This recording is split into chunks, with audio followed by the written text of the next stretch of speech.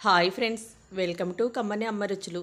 ఈరోజు నేను చేసిన రెసిపీ వంకాయతో పకోడీ, టీ టైమ్ స్నాక్స్. ఇవి ఎలా ప్రిపేర్ చేయాలో ఒకసారి చూద్దాము. నల్ల వంకాయలను అయితే తీసుకున్నాను. ఈ వంకాయలను వీటిని ఒక గిన్నెలో వాటర్ పోసుకొని రాళ్ల ఉప్పు వేసుకోవాలి. ఈ వంకాయలను చిన్న ముక్కలుగా కట్ చేసుకోవాలి. ఉల్లిపాయలను ఎలా కట్ చేస్తామో పకోడీకి అలానే పొడవు ముక్కలుగా సన్నగా కట్ చేసుకోవాలి. ఇలా కట్ చేసిన ముక్కలను సాల్ట్ వేసిన వాటర్లో వేసుకోవాలి. కండ్ర రాకుండా ఉంటాయి. వంకాయ ముక్కలు కలర్ మారకుండా ఉంటాయి. మొత్తం కట్ చేయటం అయిపోయాక ఈ వంకాయ ముక్కలను ఒక పెద్ద బౌల్లోకి తీసుకోవాలి. వెడల్పాటి బౌల్లోకి తీసుకొని ఈ ముక్కలతో పాటు ఒక పెద్ద సైజు ఉల్లిపాయను కూడా ఇలా సన్నగా పొడవుగా కట్ చేసుకొని వేసుకోవాలి.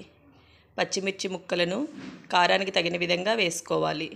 కొత్తిమీర, కరివేపాకు, జీలకర్ర 1.5 టేబుల్ స్పూను జీలకర్ర వేసుకున్నాను.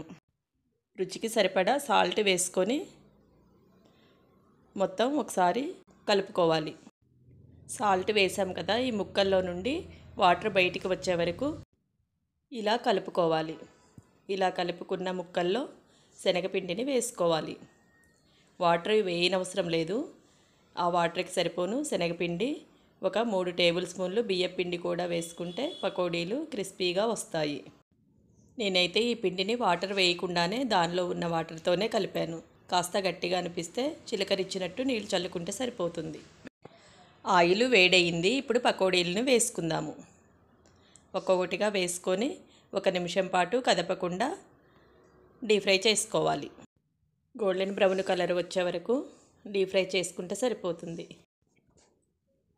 ఈ కలర్ వస్తే సరిపోతుంది. ఇప్పుడు తీసి ఒక స్టెయినర్లో వేసుకుందాము.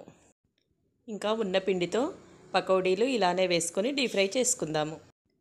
చూసారు కదా ఫ్రెండ్స్, వంకాయతో కూరలే కాకుండా ఇలా టీ టైమ్ స్నాక్స్గా చాలా అంటే చాలా బాగున్నాయి. మీరు కూడా ట్రై చేసి టేస్ట్ చూడండి.